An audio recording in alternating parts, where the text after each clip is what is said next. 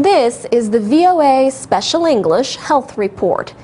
In the past year, Burma has opened its political system and reached ceasefire agreements with some ethnic militias.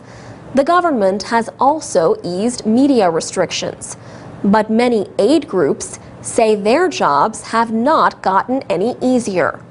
Health workers are warning about the spread of a form of drug-resistant malaria. The malaria is resistant to treatment with artemisinin. It was first seen several years ago in Cambodia. Frank Smithius started a group called Medical Action Myanmar.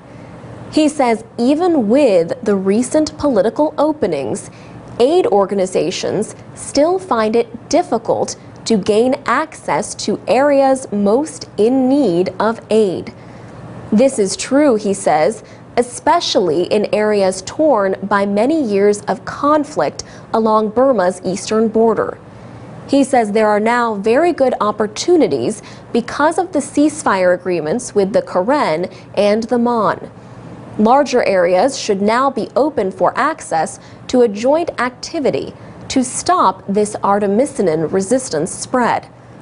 However, that has not happened yet, and we definitely need to have more openness and more activity and more international donor money, he says. In the past, many non-governmental organizations simply worked without official approval. Lower-level government officials largely ignored organizations that did not follow the rules.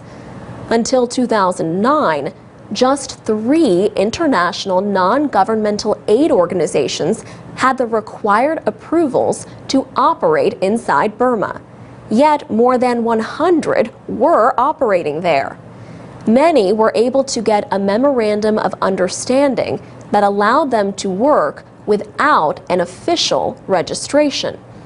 But then came the recent political changes. Heads of aid organizations say lower-level officials are now unclear about their powers and responsibilities. In many cases, they are enforcing the procedures more. Save the Children is an aid organization whose work is mostly related to mother and child health in Burma.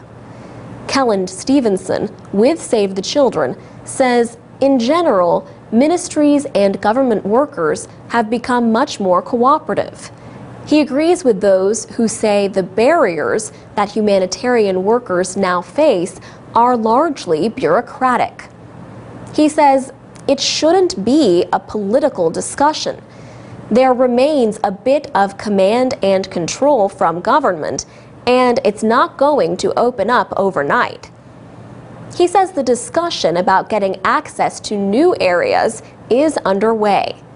In his words, you have to remember, these changes have been extraordinarily dramatic in such a short time, a year.